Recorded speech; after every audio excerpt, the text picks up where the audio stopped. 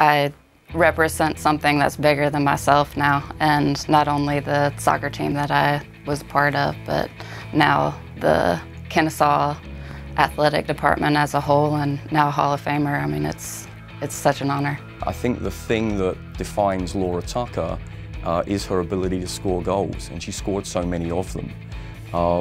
We had a very good goalkeeper. We played very good team defence. We had very good defenders as well, midfielders. And knowing that we didn't give up many goals and knowing that we could count on Tuck to bang a few in on the other end, we just went into each game with such a level of confidence, and we expected to win whoever we played. So I think just knowing that we had Tuck and knowing that she was going to score goals was the constant for that particular team. Laura Tucker is the best women's soccer player we ever had at Kennesaw State, period. With all due respect to everybody else, she is the best that we ever had here wear black and gold, plain and simple. It's already a privilege to be part of, Kennesaw State alumni and being part of a legacy and starting the soccer program, essentially. I was one of the first ones, so to be honored and to really represent our team. Like, our team's success was unprecedented. Like, straight out of the gate, we won a Division II national championship and had success in Division II in the Sweet 16 in our inaugural year. As we got into the NCAAs there, I don't think we gave a goal up, if I remember rightly.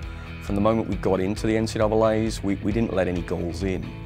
And we knew that our team was playing well. Tuck was her dominant self. So all the way through into the championship game there, popping up with 2 goals, and just an outstanding performance from her all the way around, and leading our team to victory that night was very, very special. And she was tremendous all the way through. In the national championship, it was so cold. We're in Virginia Beach, Virginia. It was 17 degrees with the wind chill. It started to sleet at a certain point. We're right next to the ocean, and it was so cold. I mean, just imagine how cold you've ever been. That's how cold we were. And the first half was it was tough. We just played in the middle of the field, didn't really have a lot of opportunities, and went back to the basics at halftime. Coach was like, we're here. Let's have fun. Let's do this. We're on this national championship stage. You know exactly how to play. Let's just go and enjoy it. So we won the Division II national championship in 2003, and then started the transition to Division I in 2004. I don't know what strings Coach King pulled, but in 2004, we got to play in the Carolina Classic at Chapel Hill, North Carolina. And if anybody knows soccer, Chapel Hill, North Carolina, Anson Dorrance, that's a dynasty. We got to play on that field and in that stadium, and dress in the locker room, and play against UNC Chapel Hill, who won the Division I national championship in 2003 against UConn, scored 6 goals in the national championship. So much intimidation and also excitement going into a game like that. You're toe-to-toe with girls that play for the national, the highest level that represent our country on the national team. And throwing names around like Heather O'Reilly and Lindsay Tarpley, and we only lost 1-0. And we celebrated in that locker room like we won the national championship because they didn't score 6 goals on us. I got in touch with Anson, and I said, well, how about we do this? How about we play the Division II national champions against the reigning Division I national champions, and we come in for that weekend?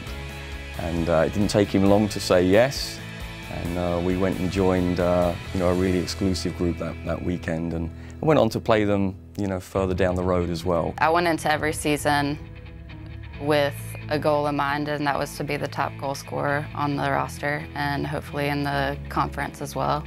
And I worked really hard to do that before and after practice, and working with our coaching staff and with our strength and conditioning coaches. I really worked hard on and off the field to have that type of success. She was a member of a national championship team. She had all sorts of all-conference honors that year. During the transition from D1 to D2, one season she was the National Independent Player of the Year. She was the best we ever had here. Kennesaw is a top-tier university as far as education goes. As far as the athletic department, it is also top-tier. You can see the transition from, no matter if it's Division II to Division I, the bar continues to rise, and that expectation as an athlete is what you want to see. You don't want to see a plateau of, oh, you know, of 500 seasons. Okay, that's fine.